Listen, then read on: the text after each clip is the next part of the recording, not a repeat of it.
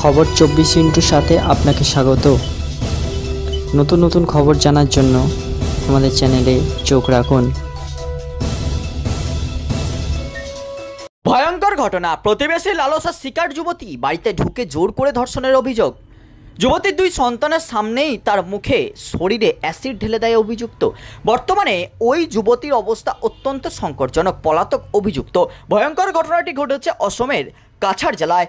Police সূত্রে জানা গেছে গত 22 জানুয়ারি এই ঘটনাটি ঘটে। বছর 30-এর ওই যুবতীর তার 2 সন্তানকে নিয়ে বাড়িতে ছিলেন। কোনো কারণে প্রতিবেশী যুবকের সঙ্গে বচসা শুরু হয়। ঝামেলার মাঝেই অভিযুক্ত যুবক জোর করে যুবতীর ঘরে ঢুকে আসে এবং নৃশংস অত্যাচার চালায়। যুবতীর স্বামী বিকেলে ফিরে এসে দেখেন স্ত্রী হাত পা মুখ বাঁধা অবস্থায় মাটিতে পড়ে রয়েছেন।